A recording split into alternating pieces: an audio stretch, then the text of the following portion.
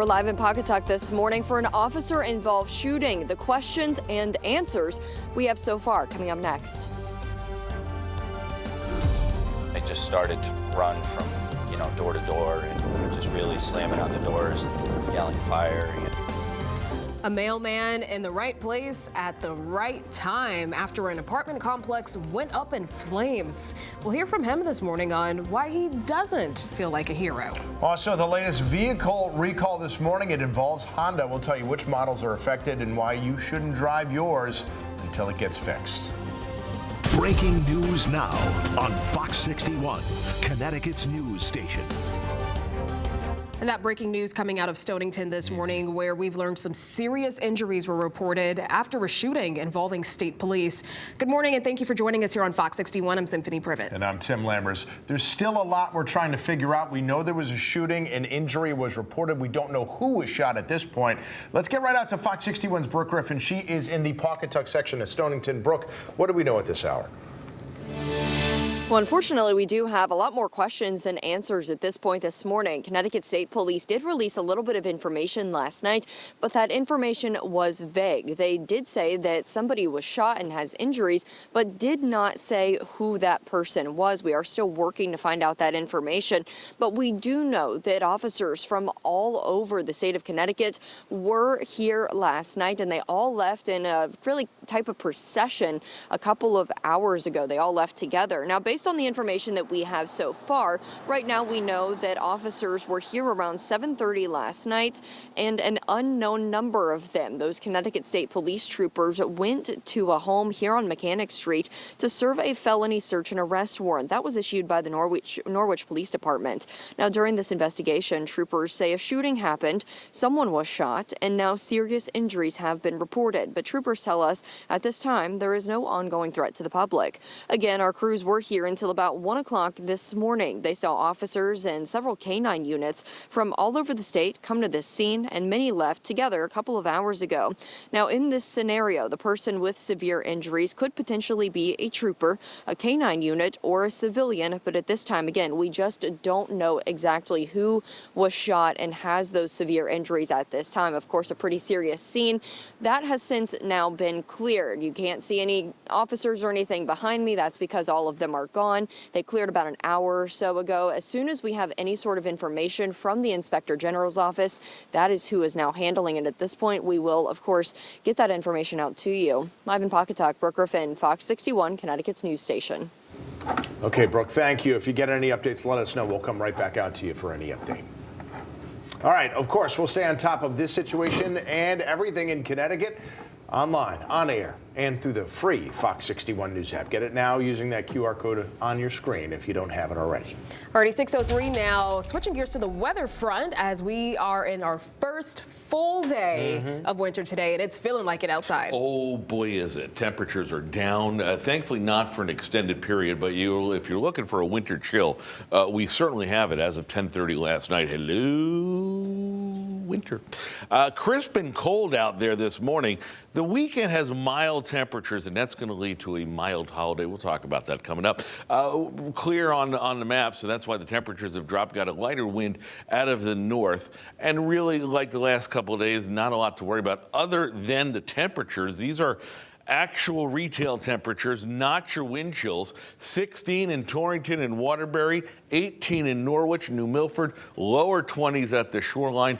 A light wind still knocks it down to 7 in Waterbury, 9 in Chester, 10 in Torrington and Windsor Locks. So as advertised, as expected, the bus stop forecast is chilly. 19 degrees next hour as we get the high schoolers off on the bus. 36 degrees later on, so we practically double it, but that's still under normal by a couple degrees, even with the sunshine.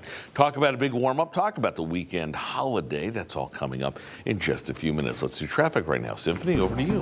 Alrighty, thank you, Matt. Let's get a look at what we are checking out this morning. Still keeping an eye on crash out in Litchfield. Route 8 northbound is closed right now between exits 39 and 41 due to a tractor trailer fire out there. So the crash involves a big rig on the roads, and we can see there is a bit of delay as people are trying to work their way around Route 8 this morning. Try to find an alternate route if possible.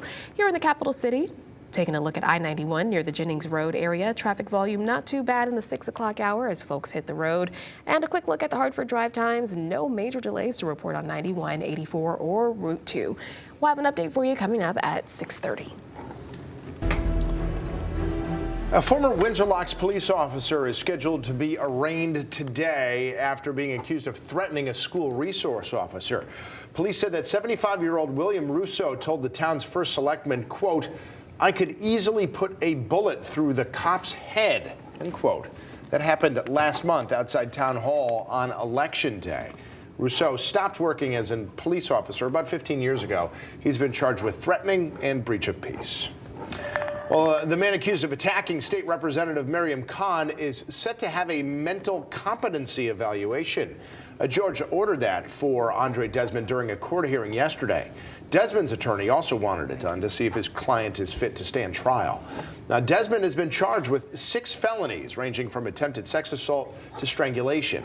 Officers said he approached Khan and made some inappropriate remarks back in June outside a Muslim prayer service at the XL Center, and that's when he attacked her. Another man, though, stepped in and wound up restraining Khan until police arrived, restrained Desmond until police arrived, and Khan said that man saved her life.